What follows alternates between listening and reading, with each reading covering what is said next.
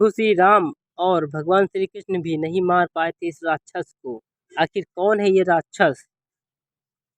अगर आप हमारे चैनल पर नए हैं तो हमारे चैनल को सब्सक्राइब करें, कमेंट करें, लाइक करें और शेयर अवश्य करें ताकि अगली वीडियो आप तक पहुंचती रहे।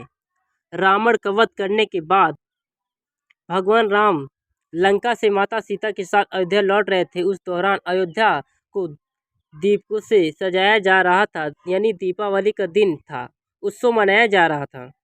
सरजू नदी को देवी सीता का वचन याद आया। सीता ने वनवास जाने से पूर्व माँ सरजू नदी को एक वचन दिया था, जिसके अनुसार अगर वो अपने पति श्री राम और देवर लक्ष्मण के साथ 14 साल तक वनवास पूरा करके कुशल अयोध्या लौट आती हैं तो वो सरजू नदी में विधि पूर्वक पूजा अर्चना करेंगी।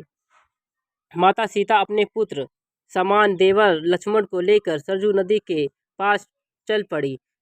जब राम भक्त हनुमान ने दोनों को जाते देखा तो वो भी उनका पीछा करने लगे।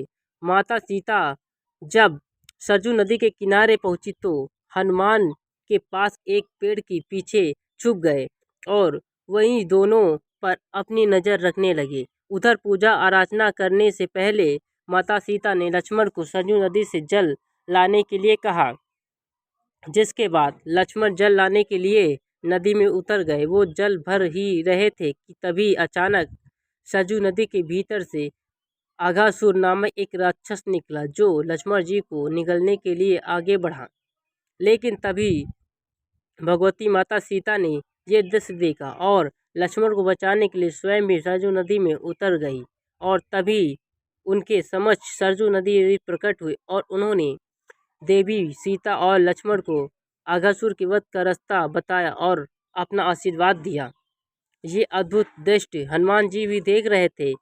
एक पेड़ के पीछे छुपे हुए थे। उन्होंने भगवान श्री राम के सम्मुख उपस्थित होकर देवी सीता और लक्ष्मण के जल मार्ग होने की सारी घटनाएं कही और सुनाई। हनुमान जी सारी बात सुनने के बाद भगवान राम मुस्कुराए और उन्होंने हनुमान जी को बताया कि इस राक्षस को भगवान शिव का वरदान प्राप्त है, इसीलिए इसका वध मैं भी नहीं कर सकता।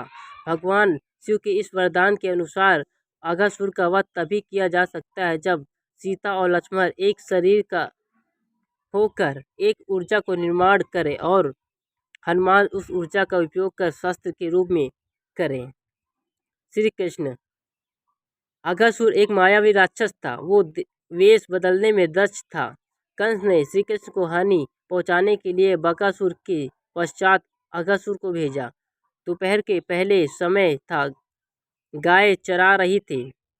ग्वाल बाल उधर उधर घूम रहे थे। बाल कृष्ण चरती गायों को बड़े ध्यान से देख रहे थे। बाल कृष्ण ये जानकर चकित हो उठे कि उनके ग्वाल बालों में कोई भी नहीं दिखाई पड़ रहा। गाय रह रहकर हुंकार रही हैं। बाल कृष्ण विस्तार होकर आगे बढ़े। वो ग्वाल बालों को पुकारने लगे, उन्हें खोजने लगे, किंतु ना तो उन्हें उत्तर मिला, ना ही कोई ग्वाल बाल दिखा। श्री कृष्ण चिंतित होकर सोचने लगे, आखिर सब कहाँ गए हो, कोई उत्तर क्यों नहीं दे रहा। श्री कृष्ण कुछ और आगे बढ़े। उन्होंने आगे जाकर कुछ देखा, उससे उनका आश्चर्य भी सीमा नहीं रही। वो भयानक अजगर मार्ग में पड़ा हुआ था, जोर जोर से सांसें ले रहा था और कृष्ण को देखते ही और भी जोर जोर से सांसें लेने लगा। वो अजगर नहीं, अजगर के रूप में अघासुर था। उसी ने अपनी सांसों द्वारा ग्वाल बालों को अपने पेट के अंदर खींच लिया था। उसने सोचा था कि वो कृष्ण को भी अपनी सांसों द्वारा अपने पेट के अंदर खींच लेगा। उसे क्या पता था कि जो कृष्ण सारे ब्रह्मांड को अपनी ओर खींच लेते हैं, उन्हें कौन खींच सकता है। अजगर के रूप में पड़े हुए अघासुर को देखते ही कृष्ण पहचान गए, वो अजगर नहीं, कोई दैत्य है।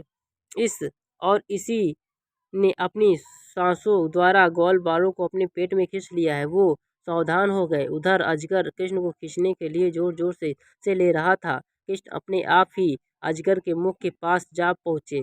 उन्होंने दोनों हाथों से अजगर का मुंह फाड़कर उसे फाड़ डाला। वो अपने आप ही उसके बहुत बड़े पेट के भीतर घुसकर अपने शरीर का विस्तार किया।